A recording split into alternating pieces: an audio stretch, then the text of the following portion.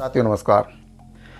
आज के इस वीडियो में श्रमायुक्त दर के श्रमिक जो दैनिक और मासिक वेतन पर काम करते हैं और जो दैनिक वेतनभोगी कर्मचारी हैं उसके अवकाश से संबंधित जो जानकारी है वह आपको इस वीडियो के माध्यम से देने वाला हूं कि दैनिक वेतनभोगी कर्मचारी और श्रमायुक्त दर के श्रमिकों को कुल कितने अवकाश की पात्रता है जिसके लिए किसी भी प्रकार के वेतन की कटौती नहीं होगी और उनको उन अवकाश के लिए वेतन का भुगतान विभाग के द्वारा किया जाएगा। पूरी जानकारी आपको आदेश के साथ मैं आज इस वीडियो में दूंगा। जानकारी में आगे बढ़ने से पहले आपसे निवेदन है कि अगर आप पहली बार इस चैनल पर आए हैं तो चैनल को सब्सक्राइब जरूर करें, बेल आइकन को प्रेस करके ऑल पर सेट कर लें जिससे आपको हमारे द्वारा जो भी नए वीडियो बनाए जाते हैं उसका नोटिफिकेशन सबसे पहले मिल जाए। तो साथियों, सबसे पहले आपको मैं बताना चाहूँगा कि विधानसभा में इसको लेकर एक प्रश्न भी पूछा गया था जो कि रेणु अजीत जोगी जी के द्वारा पूछा गया था कि जो श्रमायुक्त दर के श्रमिक हैं उनको जो अवकाश दिया जाता है क्या उसके लिए वेतन का भुगतान उनको किया जाता है, यानी कि उन अवकाशों को वेतन सहित दिया जाता है या फिर वेतन उन अवकाशों के लिए काट लिया जाता है। ये प्रश्न उनके द्वारा पूछा गया था। तो सबसे पहले आपको उस पत्र के बारे में बताना चाहूँगा जो अवकाश को लेकर जारी किया गया था, जो उनका जवाब दिया गया था। तो साथियों, आप देख सकते हैं ये पत्र आपका 23/12/2022 को कार्यालय प्रमुख अभियंता लोक निर्माण विभाग की ओर से जारी किया गया था, जिसमें प्रति सचिव छत्तीसगढ़ शासन लोक निर्माण विभाग मंत्रालय महानदी भवन नया रायपुर अटल नगर के लिए प्रेषित किया गया था। और इसमें जो विषय है विधानसभा दिसंबर 2022 सत्र में दिए गए तारांकित प्रश्न संख्या 37 के द्वारा माननीय डॉक्टर रेणु अजीत जोगी जो कि सदस्य हैं छत्तीसगढ़ विधानसभा लोक निर्माण विभाग में काम करने वाले अस्थायी श्रमिकों को लेकर इनके द्वारा प्रश्न लगाया गया था। और इसमें इसका जो उत्तर दिया गया था इसमें बताया गया कि कृपया संदर्भित पत्र का अवलोकन करना चाहेंगे और विषय अंतर्गत विधानसभा तारांकित प्रश्न क्रमांक 37 का प्रारूप उत्तर और संक्षेपिका 2 प्रतियों में सीडी सहित आवश्यक कार्यवाही हेतु सादर संप्रेषित है। प्रमुख अभियंता कार्यालय प्रमुख अभियंता लोक निर्माण विभाग की ओर से ये पत्र प्रेषित किया गया था। और इसमें जो प्रश्न पूछा गया था, क्या समस्त अस्थायी श्रमिकों को शनिवार अवकाश सहित अन्य अवकाश में कार्य देते हुए वेतन का भुगतान देने हेतु निर्देश जारी किए गए हैं? क्या इन श्रमिकों का ईपीएफ एवं ईएसआईसी कटौती के लिए कोई प्रावधान है?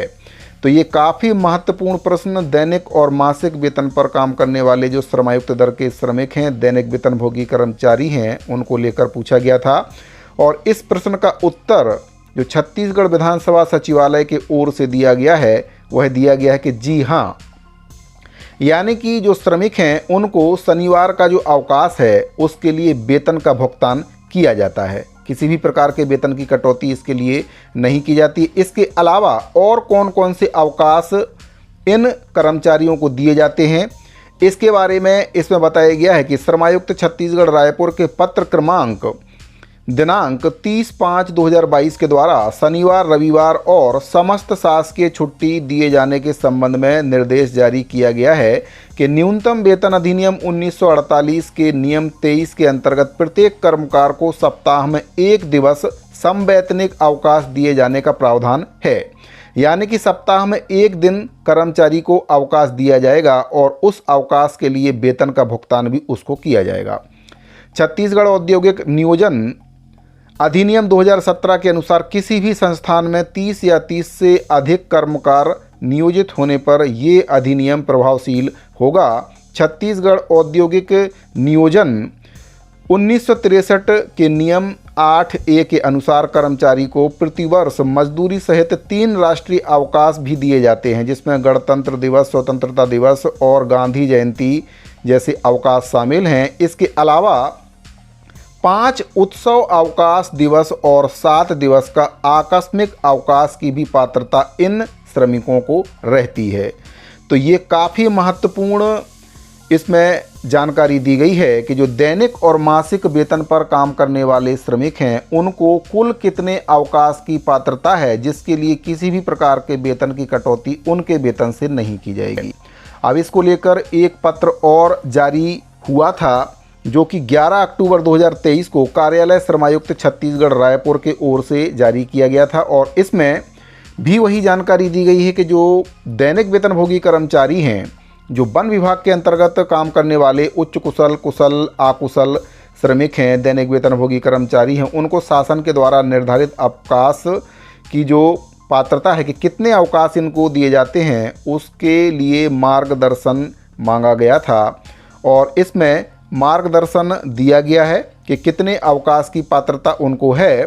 तो आप इसमें देख सकते हैं, इसमें बताया गया है कि कर्मचारी प्रतिवर्ष मजदूरी सहित 3 राष्ट्रीय अवकाश दिनों अर्थात गणतंत्र दिवस, स्वतंत्रता दिवस और गांधी जयंती, इसके साथ 5 उत्सव अवकाश दिनों हेतु हकदार होंगे और इसके साथ ही उनको जो अवकाश दिया जाएगा उसके लिए किसी भी प्रकार का वेतन कटौती उनके वेतन से नहीं किया जाएगा।